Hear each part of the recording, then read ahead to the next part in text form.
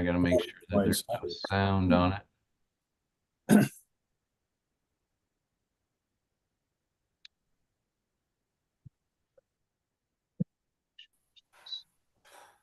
And then I gotta make sure there's no sound on it.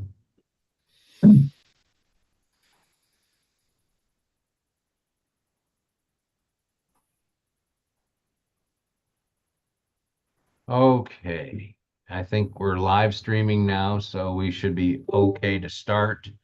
And I'm alone in the office pretty much. Laura's out, and of course the girls are out. Just a FYI, Nicole had surgery on Monday. Was out of the hospital and at home yesterday, and she's going to be recovering for a couple of weeks. Everything's okay. It's just that it was a scheduled surgery for her, so there won't be any dinner this Friday night, but we should be back on track. Cabana's open today. We're all set to go. Well, let's start over. We'll call the meeting to order now at 9:32. We have a quorum. Do we have any members speaking, Mark? Not that I'm aware of, no. Let's go to Secretary's report. Put a motion to approve the minutes from April the 30th, 2024. Do I have a second? Second. Okay, any discussion? If not, I'll ask for approval or denial of the minutes. All in favor signify by saying aye. Aye. Aye. Aye. Any in dissent? Motion carries. Brownie. President's report. I have no report other than to say happy Juneteenth. And the scheduling of these summer meetings are particularly difficult. We'll try harder with that, but it seems that every summer proves to be a bit of a problem. But here we are, and we're ready to start. So general manager's report. Let's go to you, Mark. All right, I think everybody has a copy of mine. Stallman Irrigation is on property. They're working. They just got out of the preserve neighborhood. And now they're into Deer Creek. We've been talking every day. I'm in touch with the vice president, who's also the foreman on the job, Oscar Cabrera. Russ Geiger is also on property today, reviewing the progress and checking in with that group. So we're moving along. It's an arduous and tedious process.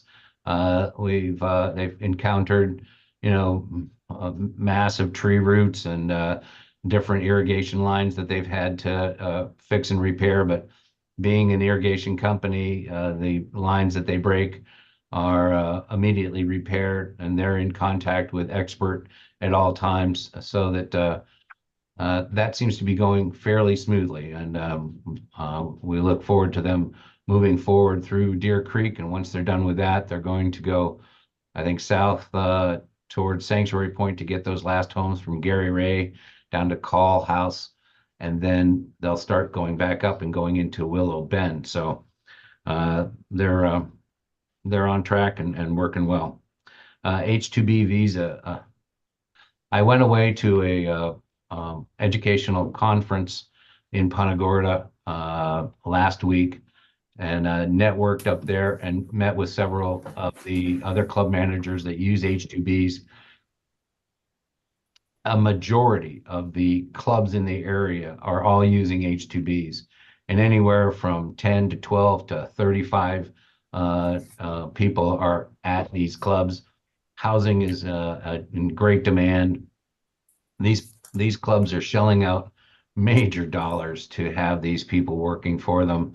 A lot of them put in an extra $100,000, $200,000 in their budget just to provide extra incentives towards housing, et cetera, and deal with the onslaught. So for the 4 that we're looking for, we're talking to a couple of different companies besides Keith Pavian to try and find out what our options are. We are finding ourselves to be a very small guppy in a very large ocean. So we haven't made any determinations yet, and we're going to continue to work on that process as time goes by. Sidewalk repairs are moved back because of the weather and everything else like that. So we're going to be getting to those in July. The spa permit went through the county. Oddly, didn't have any problems with the permit for the spa refinishing, and we got pushed to the head of the line. All the supplies and pavers and materials for that are being delivered today, and tomorrow they'll start demolition on the spa and getting that started. So that will be done sooner than we expected, which is great news. The pickleball, I have been in touch with the county and working with Fast Dry. I also met with Fast Dry who was up at this educational summit in Punta Gorda, and talked with them about the urgency that we feel about getting this project moving quickly. I've been online and talking with both the contractor and the engineer. We did get the parking reduction amendment approved after talking with the county and getting that all straightened away. And we are also now working with the landscape division of Collier County to make sure that they understand that we're not going to be doing any crazy stuff with removing landscape or moving trees in order to accommodate the new contract. So that should be coming through forthwith as well. I'm following up on that. And I think at this time, Paul, do you have something that you want to kind of let the board know about this project? No, remind me what. Do you want me to kind of take the lead on this situation? Yeah, go ahead. Well, do you want me to go ahead and take the lead on the pickleball situation? Because since CC Oh, is, I see what you're saying. Yes. As you all know, CC is you're a bit incapacitated right any hour now.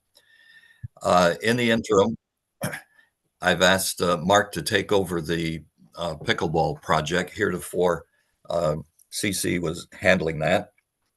I was a little concerned as to the extent of time that was passing, and it was critical, at least in my eyes, that we stay on top of this. So I asked Mark to make some calls, which he did. We got some satisfaction from the county almost immediately. So I asked Mark, and I'm informing you that Mark will take over the project from here on out to stay on top of this.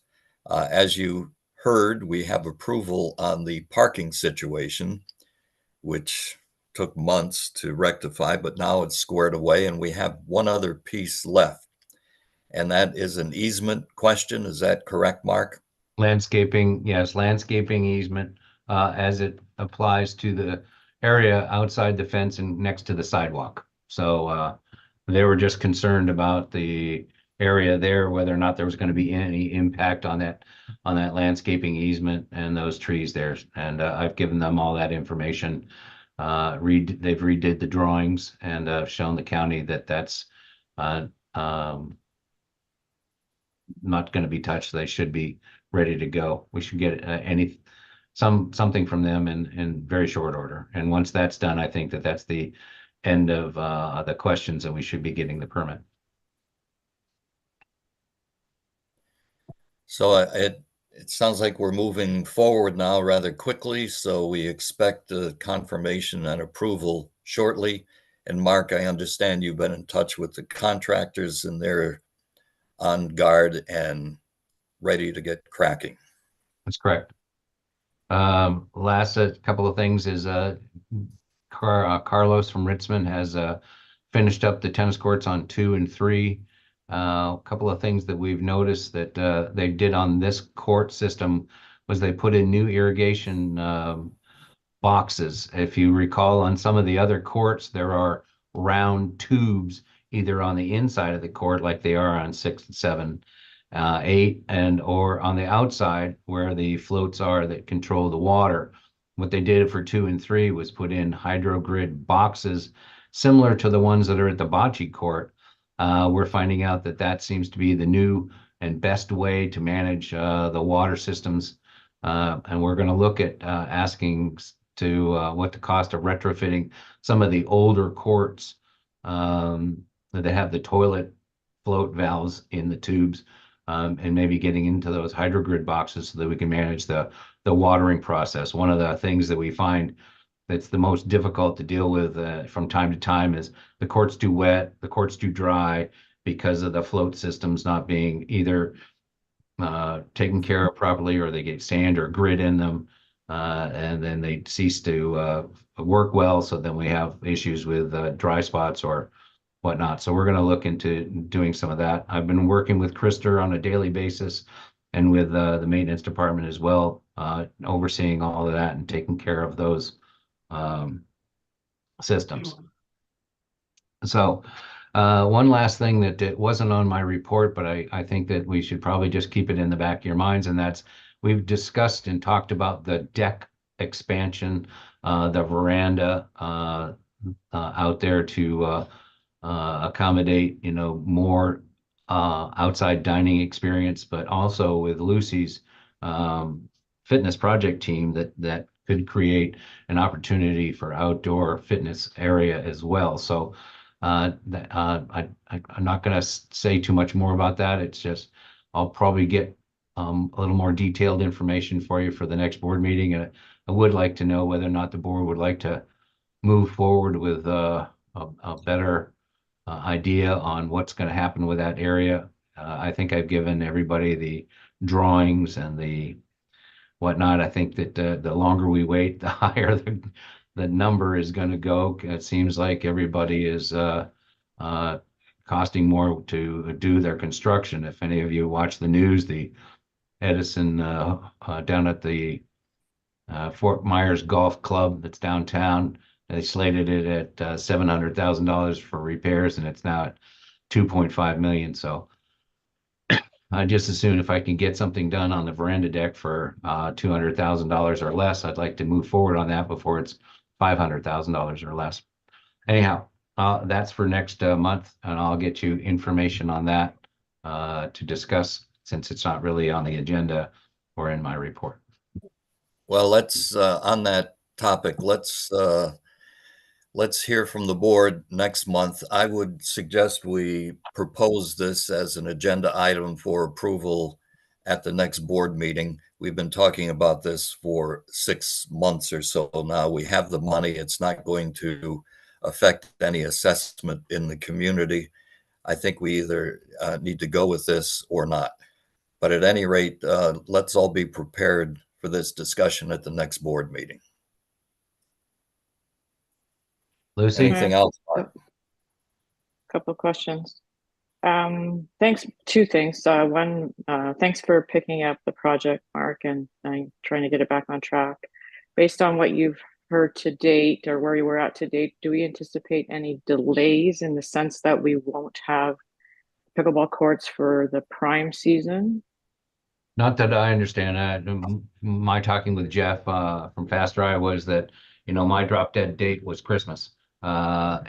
Based on anything that was going to stop us. And now he said that there shouldn't be any issues to get that taken care of in that time frame. So I'm hopeful that that's where we want to be. He seems to say that once the green flag goes up, that they should be able to get on things very quickly. They're ready to go. They've got everything ready for it, so they can get cracking. Thank you. And then the other, just something food for thought here. Court 1 has, I think, some roots that are coming up in the far back corner, which will cause a hazard. It might be worthy to have somebody have a look at it if there's somewhere to, because I know the resurfacing of 1 and 2 is not in the plan. I'm not sure if it's not the actual court, it's the outside of the court. We might want to think about repairing that before it becomes an issue. If we've got some folks out there. Sure, I'll talk to Paul and we'll get on that. We can take a look at that from either from a landscaping or from the maintenance crew to assist in getting that done. Yeah, I Okay, think perfect. that's simple enough, and let's put a root barrier in while we're doing it. And our crew should be able to handle that, I would think, Mark. Take a Okay. look at court 2 as well, because I think there's another one, but I can't remember where it is specifically. I think it's in the same kind of corner on the other side. Court 2 and 3 have been completely torn apart and redone, all fences and everything all put back together. So it's probably Okay. not court 2, court 1 possibly. I'll take a look at that though. Thank you.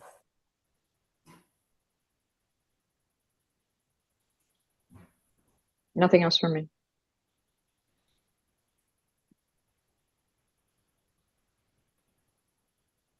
Paul, we're ready to go. All right, you talked about the tennis courts 2 and 3. Yes, and my report's done. Okay. Very good. Then let's go to treasurer's report, irrigation project funding. John? All right, we're continuing to do good on the results. Operating cash is $729,000. Total cash is $2 million. In the month of May, we had net income of $8,000 versus a budget of $0 for an unfavorable variance of $8,000. Tennis had an unfavorable variance to budget of $2,000 for the month. The year-to-date favorable variance to budget is $19,000, a net income of $50,000. Part of this is timing, and part of this is due to being down a person in the pro shop. This month and year-to-date, there was $70,000 expenditure coming out of reserves and long-term capital for tennis operations. Social had an unfavorable variance to budget for the month of $7,000. Let me ask this question, John. You say 70,000 coming out of, explain that, please. You know, we have reserves set up for everything in the community, and for the 2 new courts we're putting in, $70,000 came out of reserves. Right. And the reason I started reporting on how much comes out of reserves last year and show just exactly how much the tennis operations is costing us. Because as you know, throughout the last couple of years, tennis has been kicking butt as far as the budget. I understand that. What about the long-term capital? That's my question. I mean, there's 2 different monies that when we spend, could come out of either reserves or long-term capital. So I lump those together. Okay. When we're talking about how much is being spent on different operations. So all that money came out of reserves. Okay. Okay. Where was okay? Social had an unfavorable variance to budget for the months of $7,000. This is due to lower sales than budgeted. Year-to-date favorable variance to budget is $34,000. Part of this is timing, but more people attending inside events, especially pub night, have helped results. Common areas has a favorable variance for the month of $8,000 and has a year-to-date favorable variance of $27,000. We believe that the majority of this is timing. A G&A had an unfavorable variance to budget for the month of $6,000 and has a year-to-date favorable variance to budget of unfavorable variance to budget of $34,000. The monthly variance as well as a year-to-date variance is mainly made up of lower than budgeted home sales. I expect most of this variance to remain. Year-to-date net income as of 5/31 is $73,000 versus a budget of $18,000 for a favorable variance of $55,000. As I mentioned before, part of this is timing and it's still early on in the year, but at this point, I don't see anything substantial that will throw us off our budget. Any questions regarding the May financials?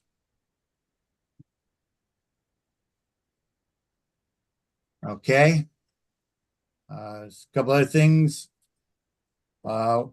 Next, I'd like to make a motion to suspend the following members as described in the Sterling Oaks collection policy and referred the account to our attorney to pursue all legal remedies available if not current by July 1st. K0051 529. Let me get a second. I just given that the Would numbers. of someone the- second that motion? I did, yeah. Okay. Okay. It was K0051, which is condos, and 5293 and 5498, which are outside tennis members. Okay, that and go ahead, Luce. Is that unusual that we have two tennis members that are delinquent, or is that something, a theme that Delinquent that account. works? I I'm sorry. haven't seen too many tennis members on this before, but I'm not sure what the circumstances of these are. Do you have any idea, Mark? Or No, it's just that with the amount of tennis members that we do have, that every once in a while we get into some people that, either were billed for renewals or for their lessons or for whatever, and then they aren't used to having that go through. It should be through ACH, but if they've changed their bank account or done something else, then sometimes it hits the delinquencies. I think that we'll just proceed with what we have and go after them, and that's just part of the volume of tennis members that we have that probably creates that small number of individuals. Thank you. I didn't know if it was tied to the change in that we made June 1st of last year. Just I don't remember ever seeing that tennis members on there. So thank you. We've had them in the past, but this is In my day, I haven't seen it. Let's just say that. and I can't tell you what the true reasons are. Okay, thank you.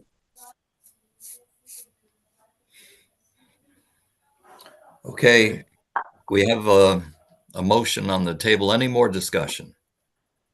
If not, I'll ask for all those in favor of the motion signify by saying aye. Aye. Aye.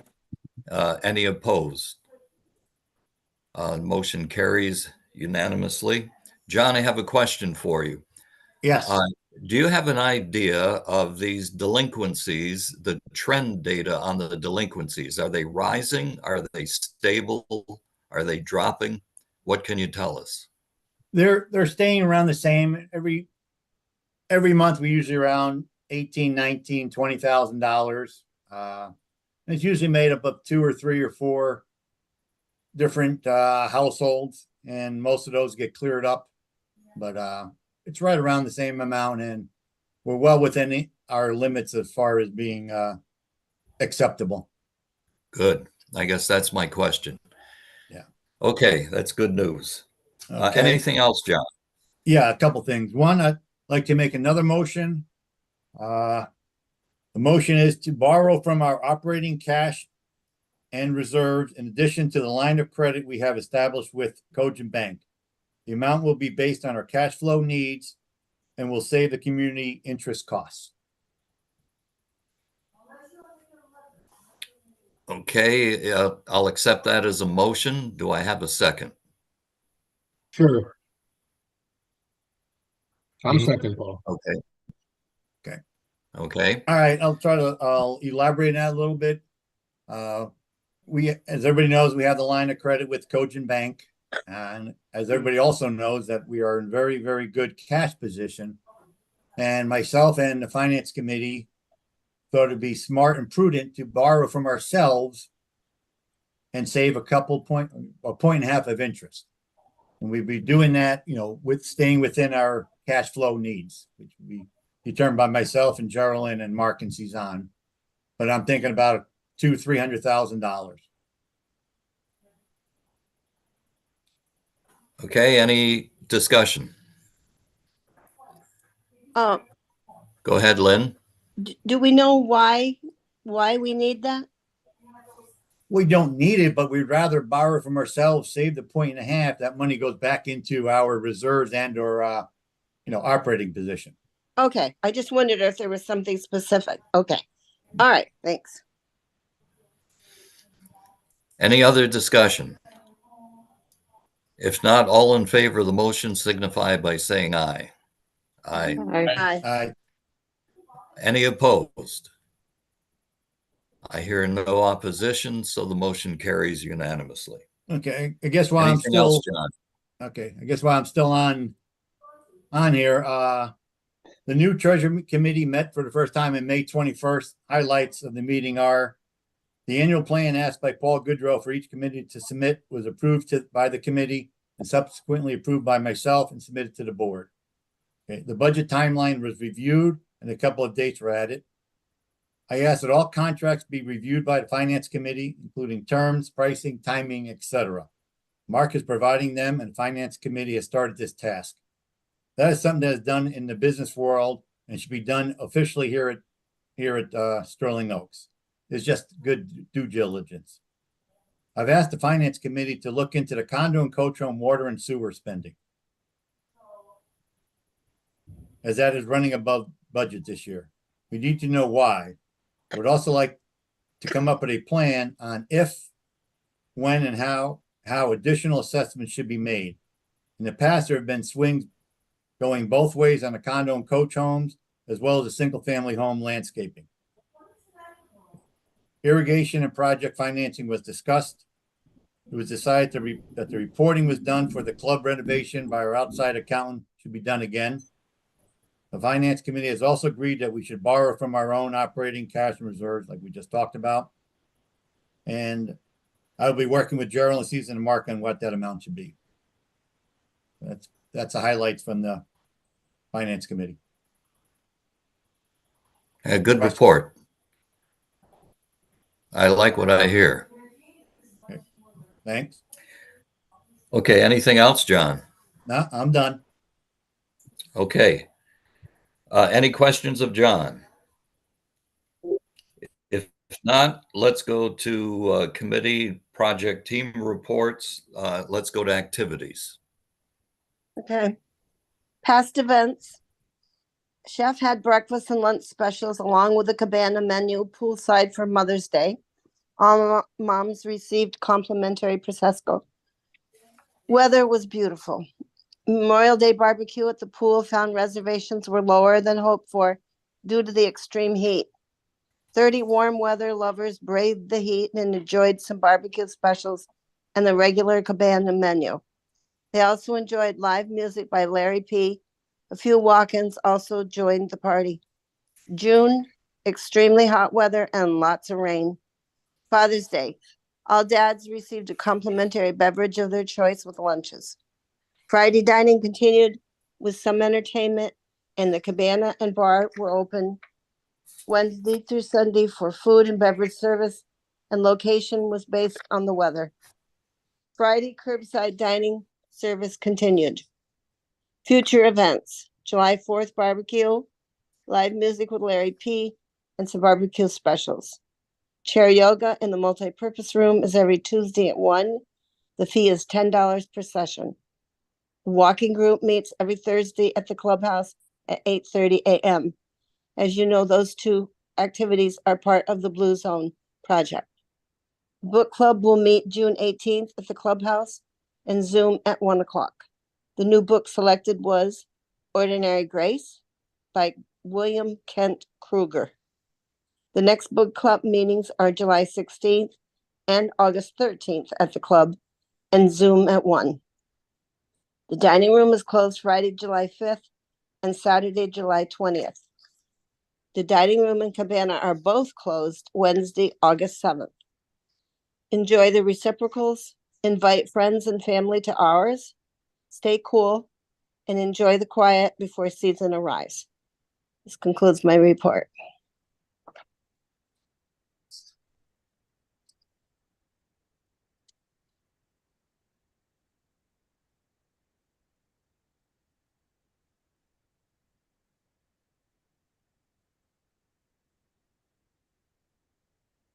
What happened to Paul? Sure. Paul, come back. Okay, let's, There he yes, is. I got you. You'll have to watch my screen, Mark. If I lose you, I'm having a little difficulty with the reception here. I'm in and out, and I'll have to get that fixed after this meeting. So if I stutter along the way, Mark, pick it up for me and Will. keep the meeting flowing. Got it. So thank you for that, Lynn. Let's go to Lucy for fitness. Thanks, everybody. I'm going to start with, it's been a challenge to get people together over the summer to move this project along, but we've been making some good progress. So I'll just go over essentially the focus of our project and what we need to do going forward. Maybe my first question, Mark, is with Suzanne being off, we don't have any lead for management, so I'm not sure who can step in and help to move some of these items forward because we can't do that in isolation. Well, I took your report and I've kind of given it to maintenance and to the housekeeping. They did get back to me with a couple of the ideas that are on here. The ventilation is ongoing. We have hired a company to come in and do a full investigation of that system with a engineer, actually an air HVAC engineer, to give us an idea not only on the ventilation but the duct system itself, the airflow, and what we can do to create new and better air quality with outside air and all of that. So that is ongoing. We haven't had any issues of late. We've fixed the AC. It has not gone out. The average temperature down there is somewhere between 68 and 67. We have several people who can continually whine and cry, want it down around 50. Probably I would ask that the fitness committee get a specific temperature that they feel that should be kept at, which is usually 68 for most fitness areas, and that the board puts that in because we've got people that are wanting to change it on a daily basis down there. The cleaning schedule, I talked to Patty and Norma about that. One thing about, they said that cleaning it early in the morning, that is the busiest time of the day, is early in the morning, between, even if it was 6 o'clock, 5:30, 6 o'clock in the morning, that would impact an enormous amount of early morning users. They said that the first drop off really occurs between 10 and 11. That if you wanted to change that from 10 to 10 o'clock, that would be no problem with them if you wanted during the day. Late in the day is just something where these housekeepers get here at 5:30 in the morning. They're gone by 1:32 in the afternoon. So their day is a busy day trying to get everything done there. One thing about the hour-long cleaning is that a lot of people didn't really understand is during COVID, when we were going through a lot of the pressure of managing that fitness center and people's angst, and that we had a mask protocols in place and we had distancing in place. The one thing that we did do was get a sanitizing agent with a specific actual misting blower that was used for a chemical that sanitizing, bacterial sanitizing agent. And so what we do is at the end of that cleaning is they go in there and they spray with that gun, and it's an atomizer, and it blows that bactericide throughout the entire fitness area and throughout all the machines and whatnot. And walking in right after that's done will put you back out the door. So usually that's where the last 10 to 15 minutes of that cleaning schedule is. People go, there's nobody in there, how come I can't get in there? Well, that's the reason, is they close it up, they put that bactericide and then get out of the room. So that's something that we can consider either dropping because of the lack of the pandemic situation being over with, or we could do that on a once in a while basis if needed. That's something that you folks can decide on.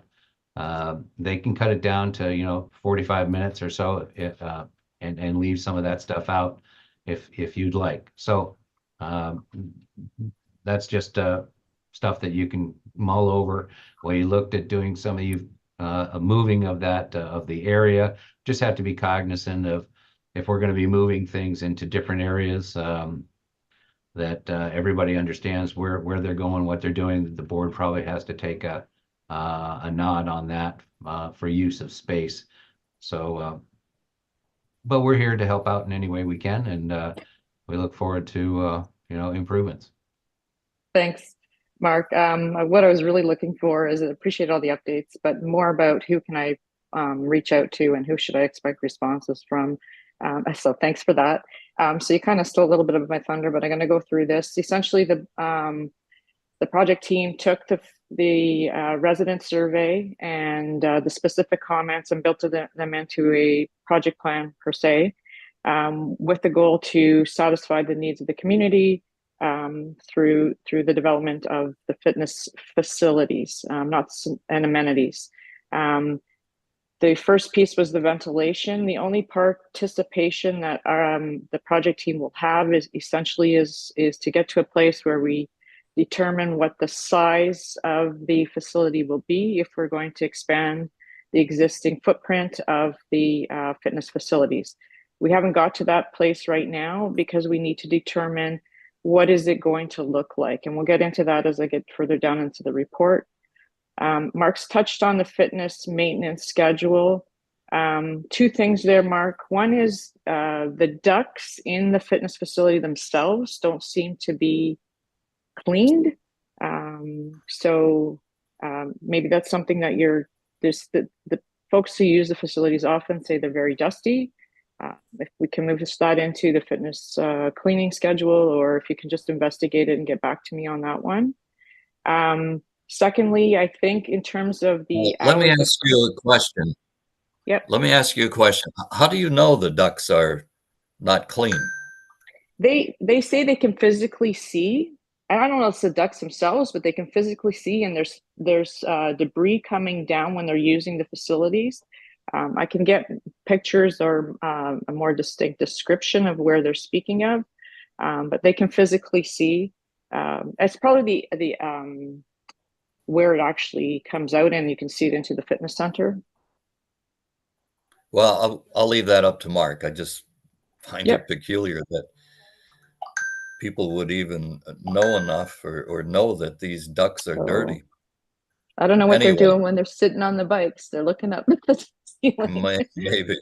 But carry on. Sorry to interrupt. Okay. No, that's fine. Good question. I had the same question. The other thing in terms of the cleaning, and thanks for the extra information there. I had no idea that was a whole event in terms of the cleaning cycle. The next step for the project team essentially, and it will include a question as to when's the best time to clean, is really a survey and nothing complex, because we've determined that we're moving to expand the center. It's more about things like what's the ideal cleaning time. Definitely having different hours of cleaning is not helpful for folks. Things like what do they want in the amenities, and maybe something I could get some feedback from Lindia in terms of how did you facilitate or determine that folks wanted the chair yoga? Did you do that by way of a survey? Maybe there's some lessons learned in that we could use to determine what's the best strategy to move things like extra fitness classes into an amenity in the center. So we've talked about fitness center. We did, and through Cezanne's help, we did an evaluation of all of the existing equipment in the fitness area. If you look down at the appendix, there are a number of pieces of cardio equipment that have very, very low usage. They seem to have a higher usage when we're in high season, like January, February, March, but still the usage seems to be very low. The team has discussed moving forward with replacing some of that equipment with perhaps specifically the bikes, with some, I call them Peloton-like. It's just really a virtual bike that's more road-like, that people could do fitness classes virtually with their own personal memberships, or just to ride it, that it's road-like. I'm a cyclist, so I understand what that is about. So that was a proposal that was put forward as well. We've had some early discussion around whether we would integrate some outdoor equipment to help facilitate maybe some of the volume that we get into the center early mornings. But again, we would want to hear from the membership as to whether they would use that, where's the best place for that. So we would want to integrate that into a survey as well.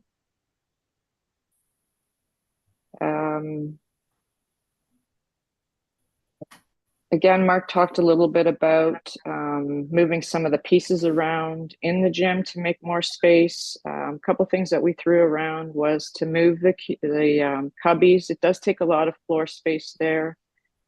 Integrate some kind of a system using the lockers that are already in the fitness change rooms that folks could use in there. They wouldn't have to bring a lock. They could use a keypad of sorts. We'd have to move forward and integrate either into the existing padlocks or find another solution for those lockers. But we want to determine if that's how we should move forward. I don't know, Mark, if you, when you were talking to, or when you were working with the company to do the floor plan to sort of cut the multi-purpose room and make more space for the gym, did you think about using the space where the library is?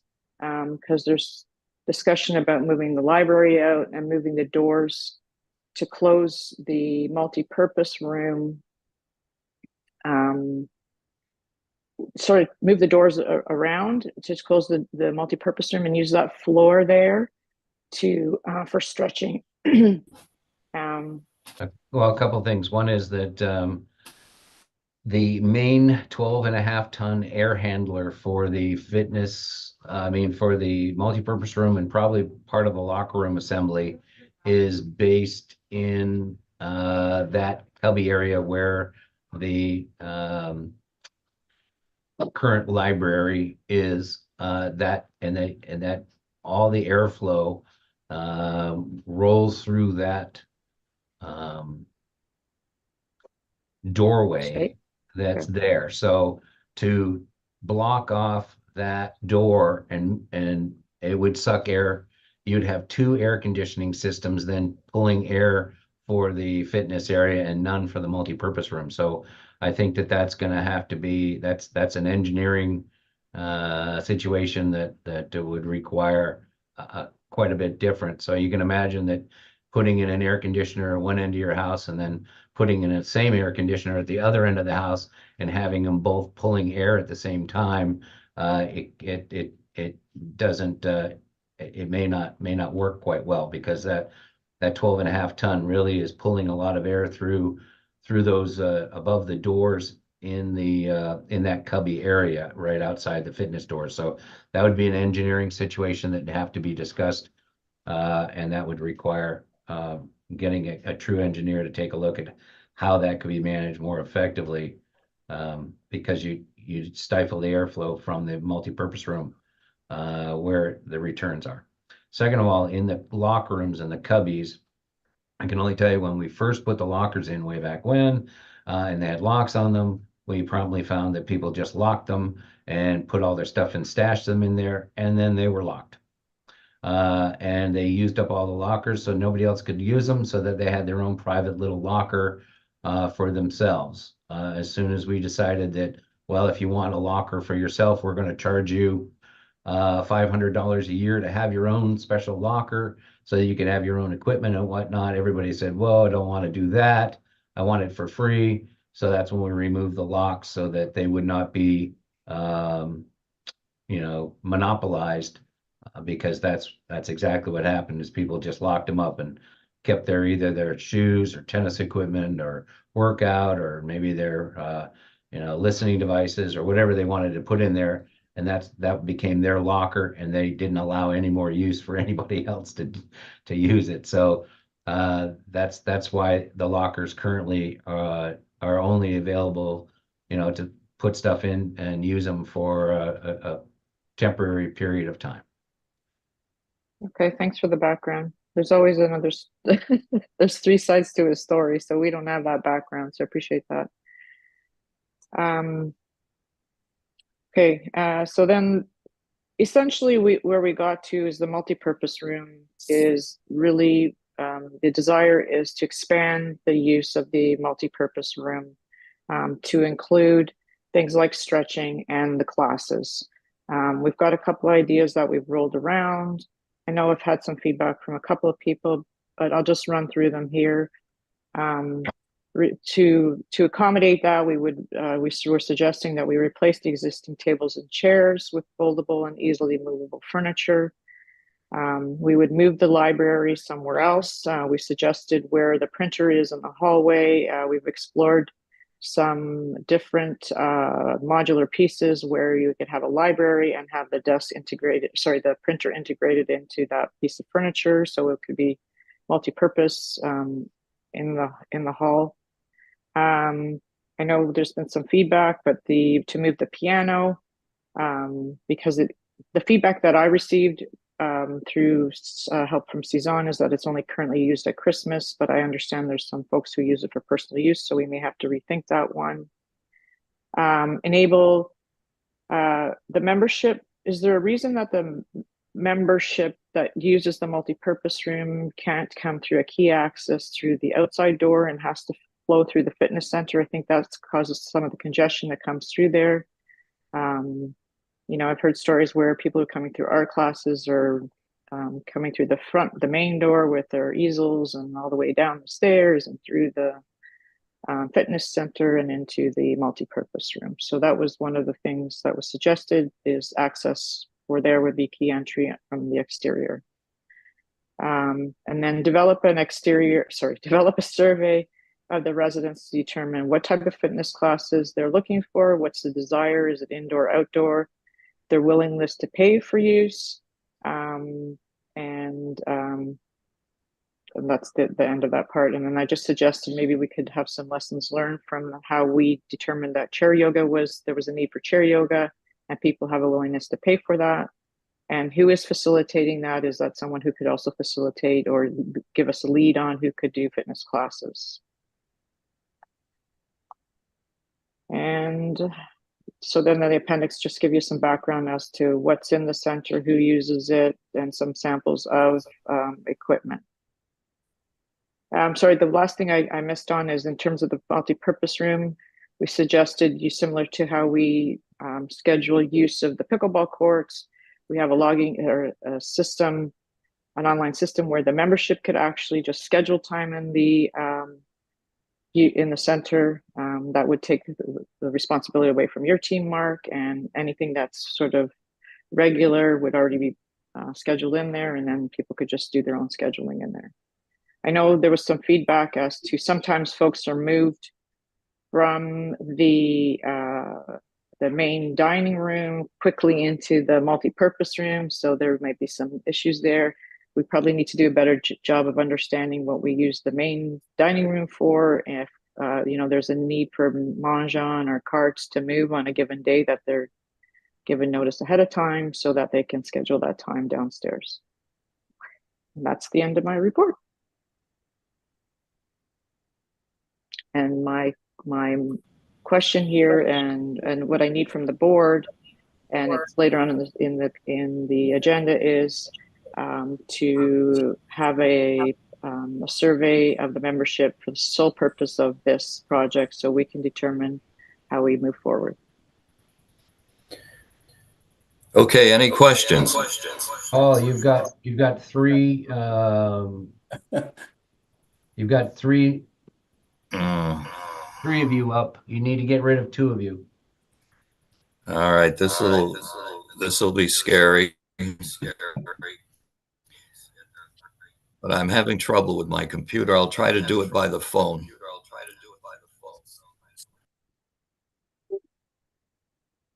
Okay, nope, you're on mute.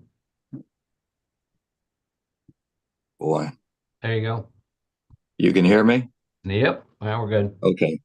Good. All right, let's try this. Any questions of Lucy? I had sent Lucy some concerns, so she's aware of them. Thank you. Yeah, that raises a question I have too. There was some recommendations for the multi-purpose room that I think probably expands the purpose of the fitness area, although it's tangential to your concerns.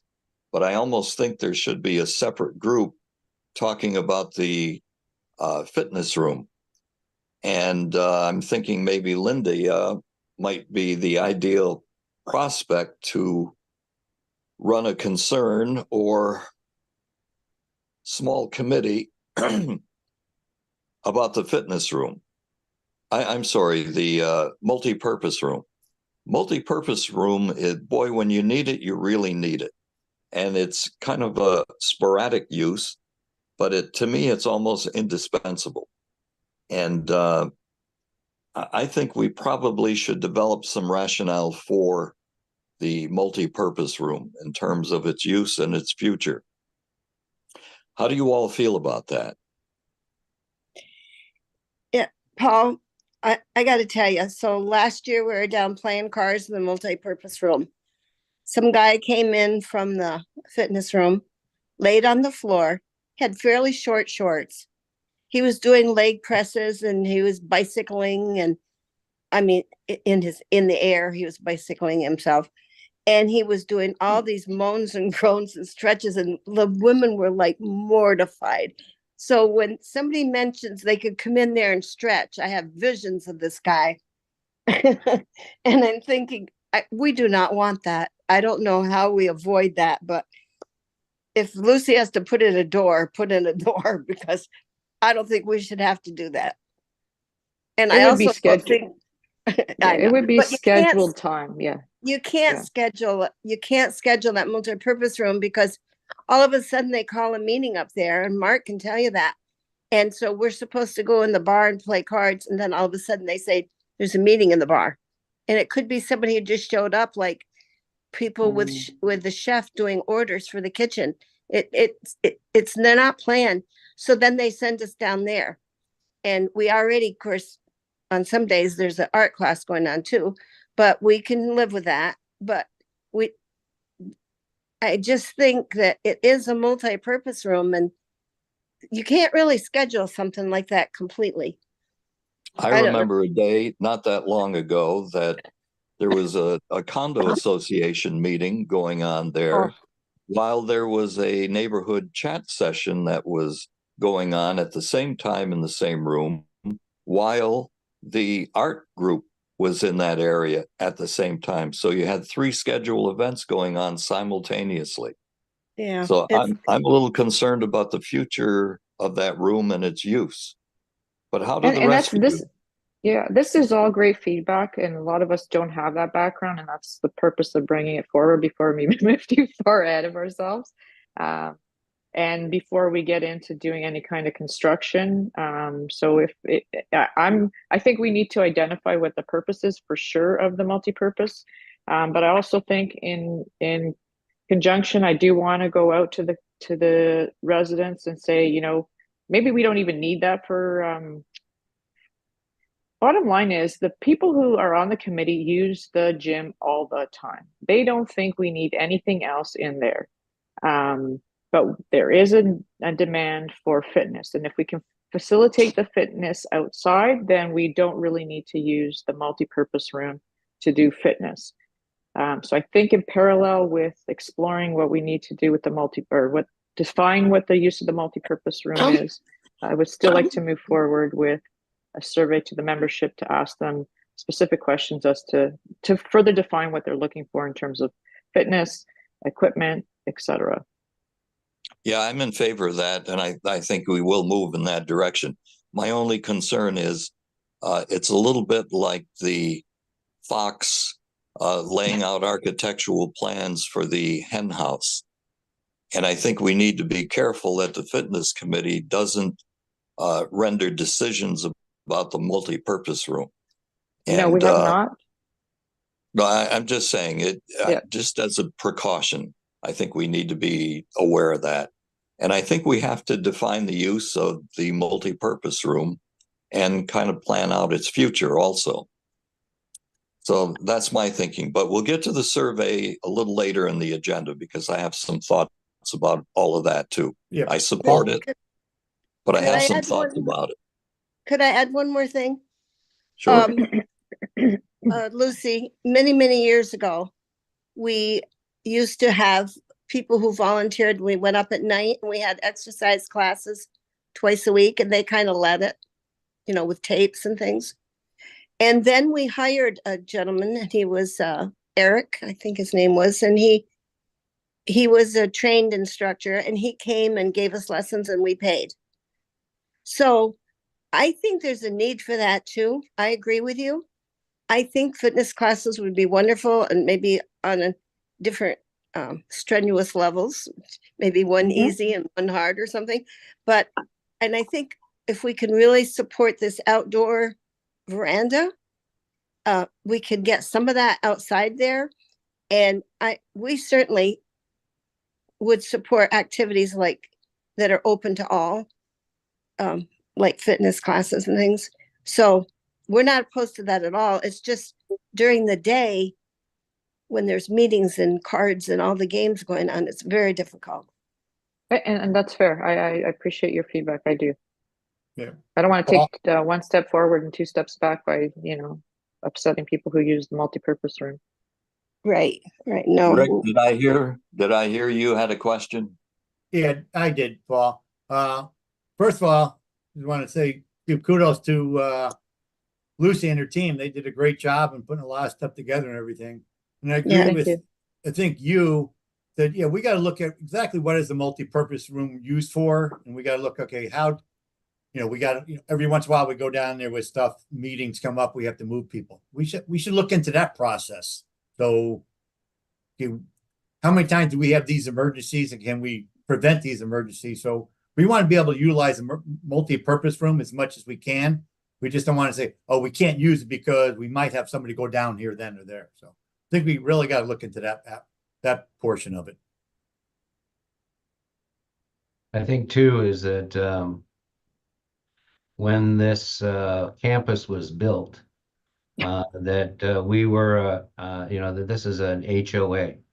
And just like there are several HOAs around, whether or not it's just Bel Lago or if it's De La Sol down the street over on Livingston, that they have a HOA with a pool.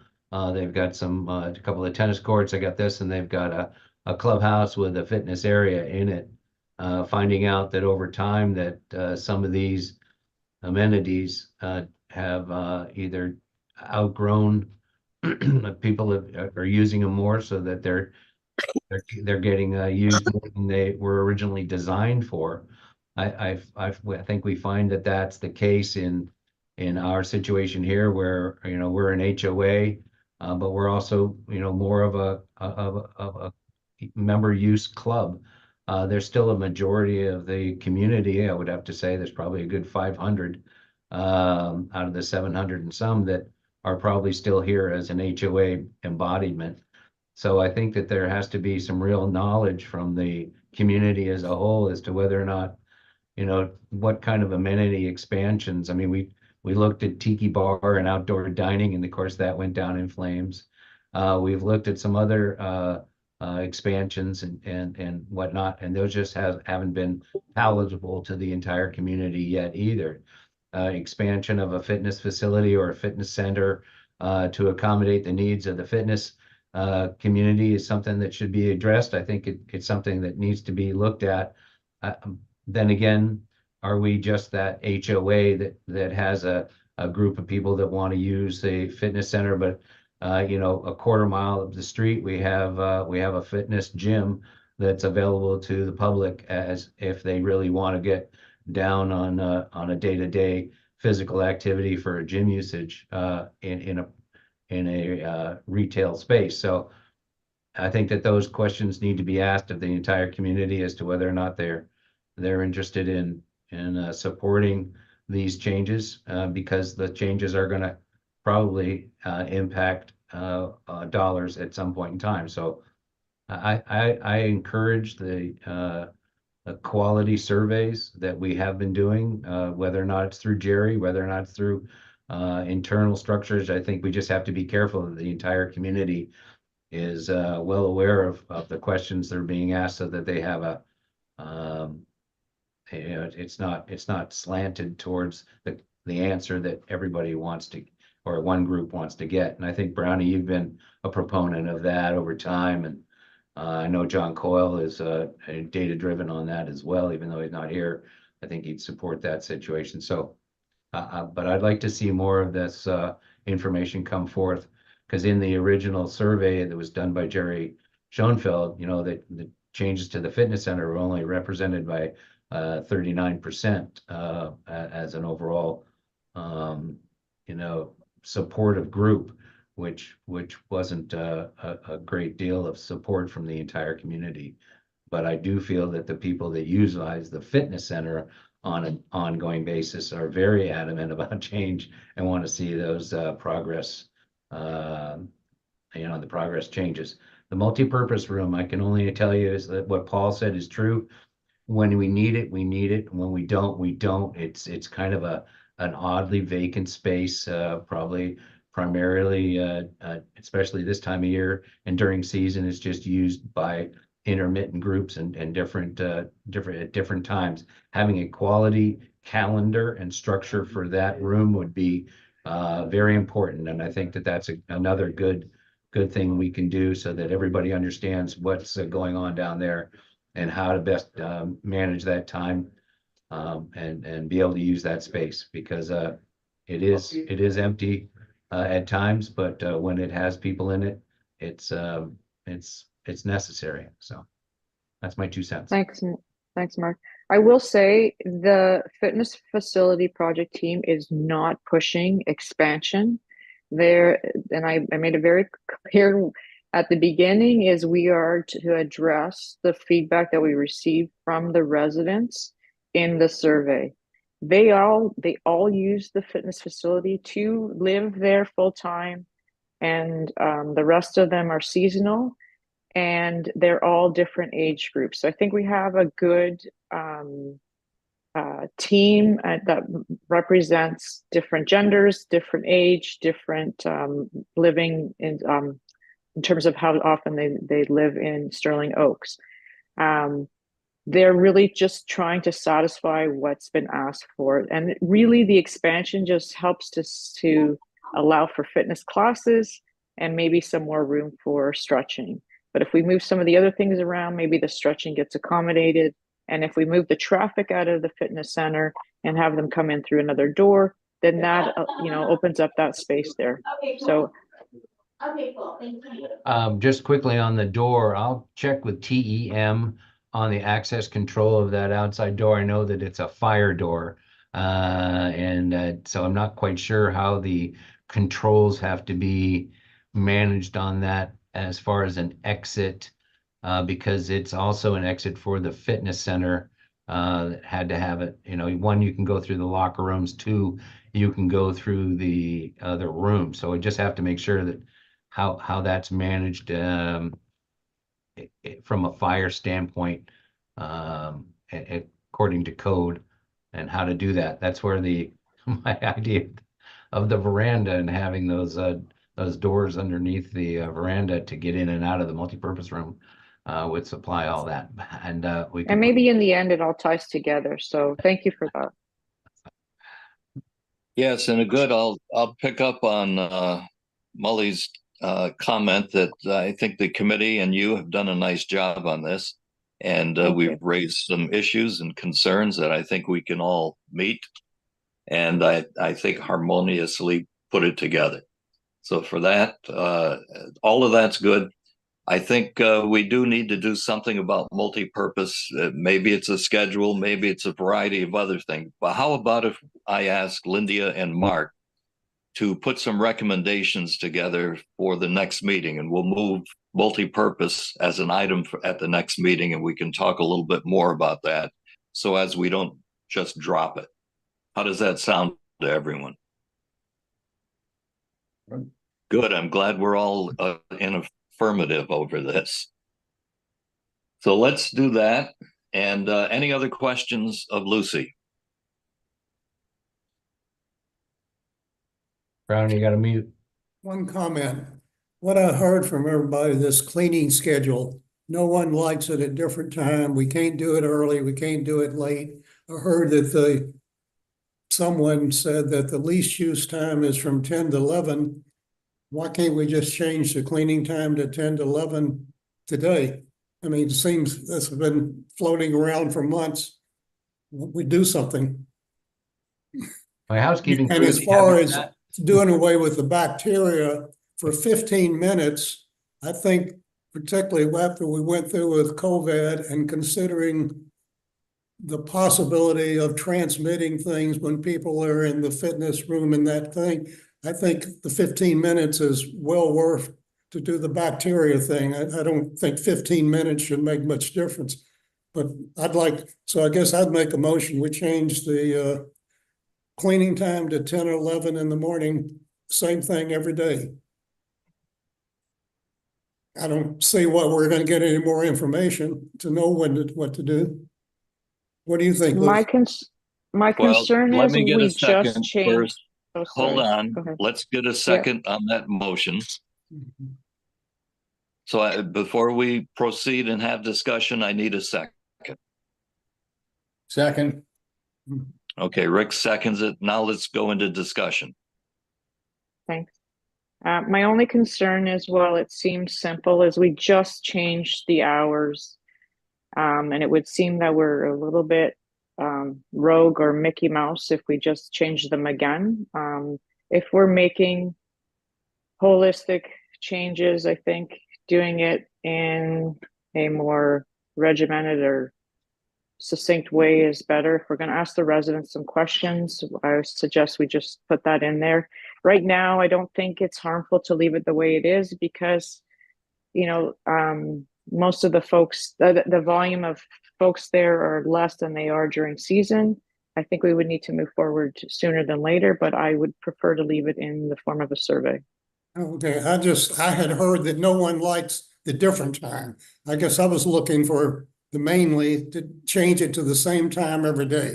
Whatever time, I don't really care. But I mean, I heard that no one likes the changing time every day. That's what I was really trying to address, Lucy. Not so much. No, and I totally understand what you're saying. And I personally, in my experience, suggest that we ask a membership before we do it again, because it's very fresh. Okay, any other discussion? But that's fine. I mean, I was just trying to solve something we've been talking about for months and never heard that no one likes, but that's fine. I don't know what other time. I haven't heard any suggestions on when it should be then. Any other discussion? I'll go with, I'll agree. I think that was a good idea, but I also agree with what Lucy said as far as let's wait. If you start making more decisions each time, it does look like we're Mickey Mouse, and let's just wait until we have a big solution. Okay, Brownie, do you want to pull your motion or Yeah, do you want to? I'm going to vote against my motion. I was just trying to get the thing settled, but I heard that we didn't like the way it was. So Understood. So I didn't hear any suggestions on any possible solution. We can do a survey. We're probably going to get 20 different answers. Okay. Could I ask a question?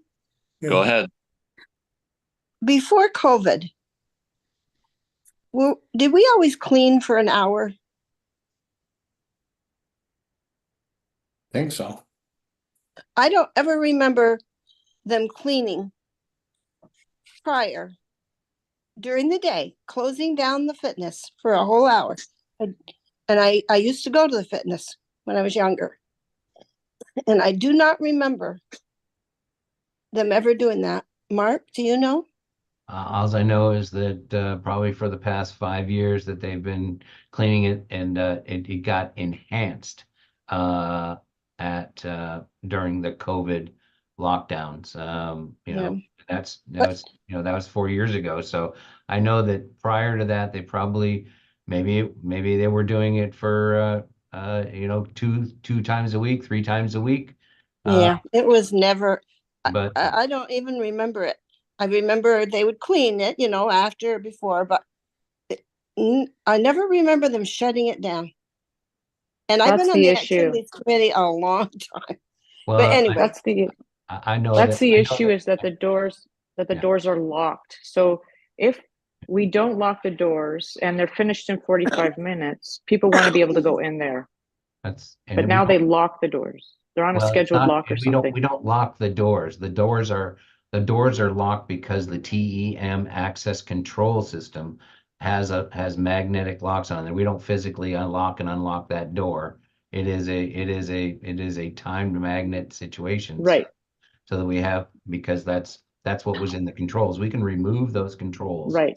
and have adequate access. The problem with that, like they said, is that they have people walking through there, and if the doors are open, they'll go, I'm just going to go over here and use this machine.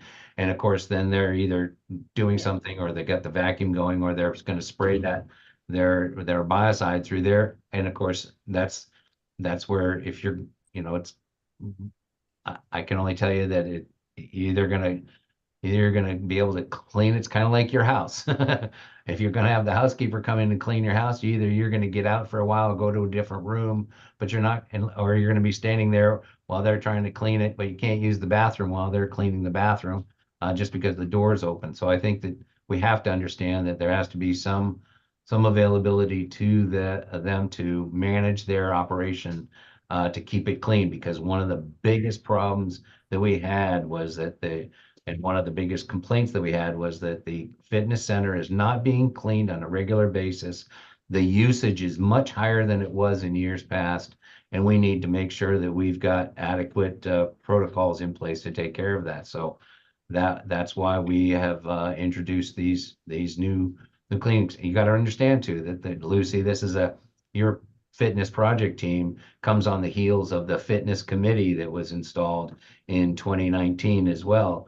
And those protocols that were brought forth by that committee are in place today, and that's why you're seeing the types of equipment that are in there, the spacing, the hours of operation, and all of that is part of that committee's recommendations to the board. So, until the board decides to change the protocols and the cleaning times, that's how come they're in place today.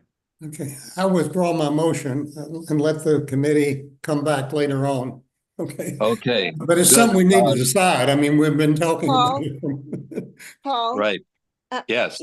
I also think, just like we adjust hours for the cabana and we adjust different things here because of the slow season. I mean, is it possible that you don't have to clean it every single day during the summer when it's getting very low usage? Well, let's I leave don't that know. up. That's a good point. Let's leave that up to Lucy and Mark to figure out in the interim. And Lucy, you may want to kick that around too, that concept. But with your permission, all of you, I'm going to skirt parliamentary procedure and move on to the next item. Is that okay with all of you? Just FYI that Steve Mara had, under committee reports, had last minute put in his tennis committee reports that he would like to have introduced into the minutes of this meeting, and he has sent those, I think, to all of you.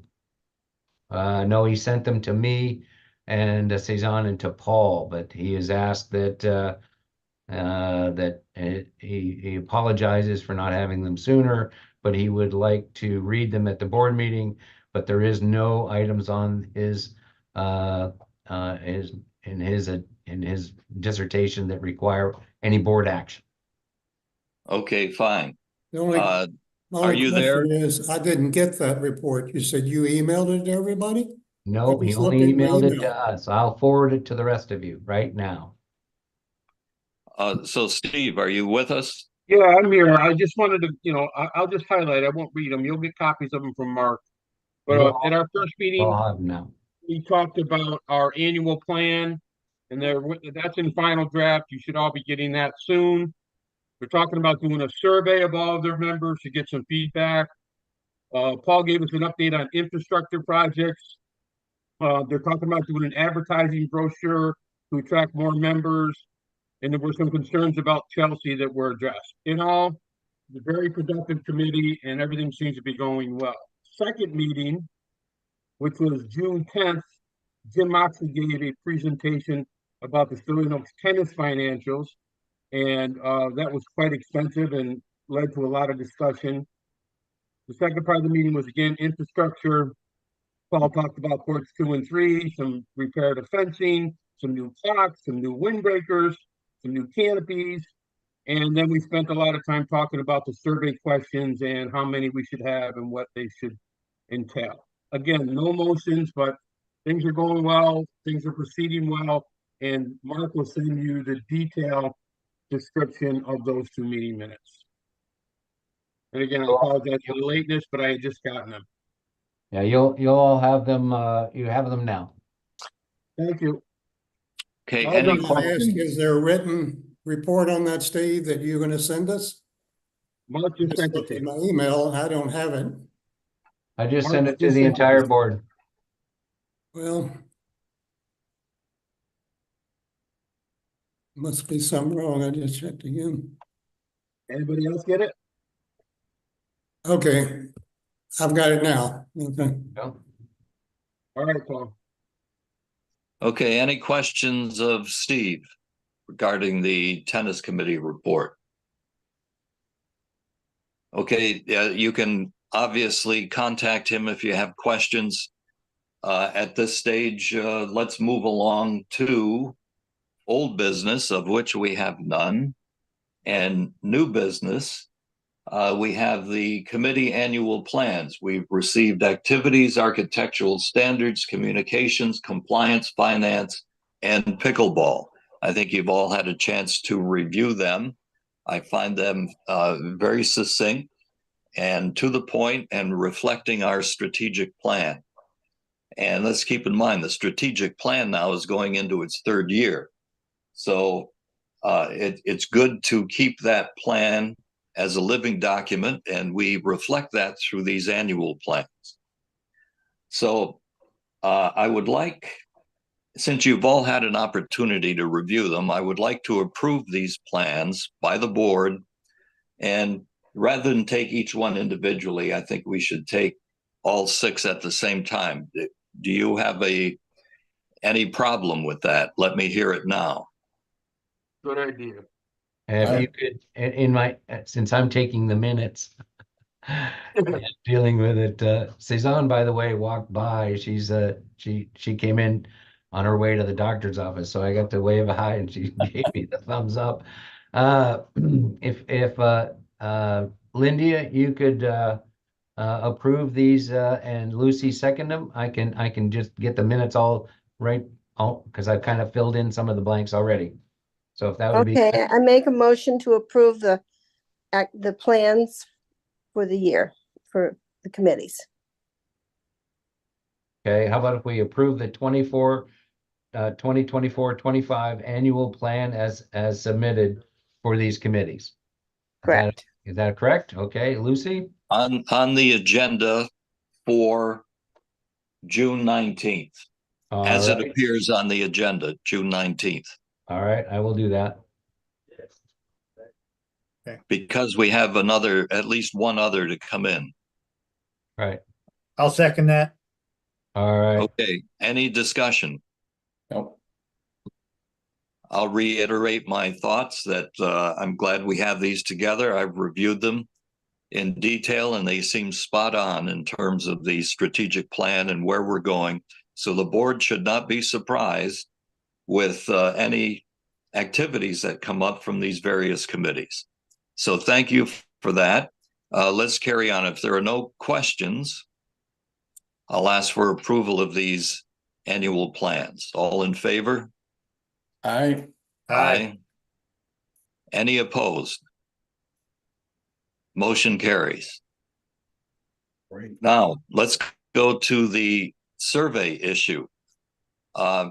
The survey, I'm going to talk about 3 surveys. The first one and the purpose particularly on this agenda item, is I'm thinking that we're going into the third year of our strategic plan. So at this point, I think the community has been responsive to our work a few years back, and I think the plan has been very successful. And thirdly, I think it's offered great guidance to us for the past 3 years. So it's been 3 years since we've talked to the community. I think they have a greater respect now when we ask them questions. I think they know we're going to follow through on their concerns. My thinking now was I'm wondering if we should not put a survey out there asking the community essentially this: how are we doing? What can we do better? And where do we go over the next year? Short-term survey, just testing the community in terms of how we're doing with the current strategic plan. Now, I don't think, here's why I'm saying this. I don't think we need to start a whole new process for a whole new strategic plan at this point. But I'm thinking just a little pulse of the community to suggest that we're on track or we're not, what we should be thinking about, what their concerns are. Number one, that will give us some guidance over this next year. And number two, it gives us fodder for our chat sessions, which have been very successful. And I would hope that this year we would continue that activity. The chat sessions are very important. We get feedback from the survey. We have an agenda for each and every chat session. That's number one. So I'm suggesting that we do that throughout the HOA-wide, 700 plus doors. That's number one. Number two, Lucy has some concerns about a survey and something that should be distributed. Who that goes to and how, I'm not quite sure yet. But if you review the tennis reports, you'll see also that tennis has a concern about a survey for, I presume, the membership. And I don't know if it's the entire community or just the membership, non-residents and resident members only. So we have that to consider. But here's my concern. We need to make sure that these surveys are, number one, valid surveys and they're reliable surveys. That means we have to apply the scientific method here to make sure that these surveys are in fact reasonable and worthy of our respondents' requests and concerns. I know John Coyle has a concern that these surveys be done properly. Apparently there was one done through pickleball, and much of his concern was that the survey was not adequate, either not reliable or valid. I'm not quite sure. He would have to speak to that. But I know he had some concerns about that. So where am I going with all this? I'm suggesting that maybe we get someone like Jerry Schoenfield in to help develop these surveys for each tennis, fitness, and the general population to make sure that they are in fact constructed properly and that our answers are reliable and we don't tick off the respondents by offering too many surveys at the same time. So that's my general thought here. I need some feedback from you. What do you think? I'll make a comment on surveys. My problem with the surveys, and probably would be on all of these and the others, people always have certain needs, but we've never put the cost benefit associated with the surveys. So the problem I have with surveys, if we put them out and ask, we're always going to get feedback for more and more and more and more. And I think there needs to be more focus on the financial aspect of what one might want. Somehow, and I think even Jerry brought that up when he did his review, as I recall, So the problem I have with surveys, I'm kind of against them unless we somehow quantify what the things mean, okay? We've never Well, really. I agree with you. Cost in the surveys or we just, and if you ask people they want something, yeah, that sounds great. Do you want a new Mercedes? Yeah, that's great. So Yes, that's. I agree with you. That's why I'm suggesting we have some professional help us Yeah. develop these surveys. Otherwise, we get exactly what you say. Yeah. Paul, it's Lucy. No, I agree with everything that you're saying. I think when we need to get a professional to do it, hearing how you broke it down, I think that we can satisfy fitness and tennis in the same survey, and Jerry could probably, well, I know he can give us his opinion on that. I do have a concern if we do too many surveys, but I think if we, because really what we're building in terms of the fitness and in terms of tennis membership is based on the feedback that we got in the resident survey and how we laid out our strategic plan. So I think taking a pulse on all of the aspects of the community, and then maybe narrowing it down, saying, hey, we've got two projects on the way, or however we want to position it, and saying we need more detailed information on these pieces because you told us we need to improve, and just build it into one. That's my thought. Okay, anyone else? I think I'd agree with that. I think too many pieces of paper, too many emails out to people, they ended up ignoring them. Condensing it probably, as Lucy said, is probably makes sense. But I'm in favor of having somebody like Jerry come in and assist.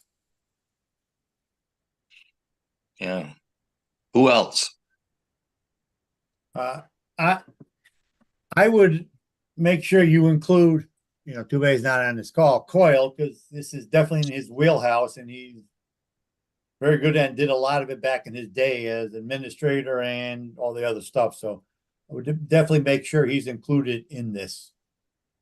Yes, whether he spearheads it or not, but Fine, yeah. He and Brownie are foremost in my mind as we talk about these surveys, because I think they understand the reliability, validity, nature of developing surveys and then its final outcome. So I agree with you there. I can go ahead and reach out to Jerry to give him a shout out to ask him what his feelings are on this. I can include Brownie and John on that. Maybe that kind of, it can be a sort of an ad hoc little project team to develop this situation and at least give Brownie and John the ability to, be a part of it. And we can at least ask Jerry what his thoughts are. Of course, it's going to be some cost associated with it, but he's always been very reasonable with that. So I'll go ahead and do that, and I'll copy you all on what's going on with him, and make sure that Brownie and John are included in that situation. Good. And then I will suggest to the board that if Schoenfeld is willing to do it, and I can approve a cost amount based on my authority and spending limits as president, and that therefore we could begin and move ahead on this project. I would like to participate as well. That's fine. Yeah, I'll go ahead and I'll keep all of you on the board in the loop, because it is germane to all of your areas and your constituencies, and also your approvals. So I think it's something that all of you have to be a part of. Good. Thank you. All right. This will give a lot of ammunition for the chat sessions as we move along this year. That'll be great feedback for the community, I think. Okay. Street light pole for Manatee and Tavernet. Mark. Well, this came up as part of the chat sessions that Lucy had with Manatee and Tavernier. all of your neighborhoods are open pretty much to the main road as you drive in and out of them. The only one that has kind of a guarded entrance is Manatee on that Shadow Tree Drive. I've included in the packet a map that shows the entrance, which is across from the pickleball courts, that there are two existing lights. One's on the median at the, I guess, right in the middle of the street from across from the pickleball courts. And the other one is over on the corner over by actor Richard Corcoran's house. But as you turn onto that little Shadow Tree Drive, there is no lighting in there, and it is dark, and that's where the residents in the community have all said, "Hey, can we get a little more light?" One thing that I was concerned about was the electrical configuration, if we were going to have to try to put it in the middle of the Shadow Tree median, but we found out that really people don't have a problem exiting that median because they're coming right out on the drive. It's driving into that darker inlet. So if you see on the map where we've put the new street light adjacent to the sidewalk, it would light up that whole area there. We can do the electrical probably in-house because there is electricity nearby, and therefore I can save you folks a ton of money on that. I'd still like to be able to have some extra cash. So I think that not to exceed $4,000 would probably be sufficient to be able to manage the excavation, installation of the sonotube, because you have to put it on a concrete base and have it down, 2 feet in the ground with a concrete base that's large enough to set the pole on and have it J-bolted to it. So that's going to cost a little bit of money too, but and then wiring all of that through and digging the trenches and putting in the conduit. So I think that, but I do feel that 4,000 is probably adequate. If I can do it for less, I will. Okay, I need a motion, Lucy. I put forward a motion to approve $4,000 to enhance to install a lighting lamp on Shadow Tree Drive for Should we make March. it 45 in case there are some unexpected things? No, I don't think so. I think we've done a lot Okay. we've done a lot of work, been out there. We've kind of walked and talked the area quite a bit. So I think we're good with that. Okay, then I need a second. I'll second it. Okay, any further discussion? If not, I'll entertain all those in favor. Please signify by saying aye. Aye. Aye. Any opposed? Okay, motion carries unanimously. Very good. Okay, brings Thanks, us Mark. to our last date of the next board meeting. I'm going to suggest July 25th at 9 o'clock. That's a Thursday at 9 in the morning. Sounds good. Any of you have a problem with that? I'm actually going to be flying to Florida on the 25th, but I'll be in the air. In the morning? Yeah. Anyone else? Thursday mornings are okay. As I've said before, any afternoon or Tuesday and Thursday mornings are fine. You want to make it, is it 9 or 9:30 there, Paul? Well, you all tell me. If I think 9 o'clock is good. 9:30 is good, only from the standpoint that gives us a little bit of time to get our act together in here. Let's make it 9:30 in case one of the 3 tennis players or 4 tennis players happen to have an 8 o'clock. At least we don't knock that out. Okay. Okay, 9:30 on the 25th. Okay, Good. sounds good. That is if we need a meeting. We'll have to see. Things right now are fairly quiet. We've cleared up a few minor things today. So we'll play it by ear. If we need a meeting, it'll be on the 25th, 9:30. Is that good with all of you? Good. Thank you. Okay. And I would suggest, Mark, see, I think John Call and Ken are not here. It might be good to send an email to let them put it on their calendars too. They probably won't see it otherwise. I'll do that. I'll do that right now. Good. Okay, I need a motion to adjourn. Motion to adjourn. Second, Aye. all in favor? Aye. Aye. Aye. Any opposed? I'm not going to listen to you. Meeting is adjourned. If you're Thank you opposed, very much. hey.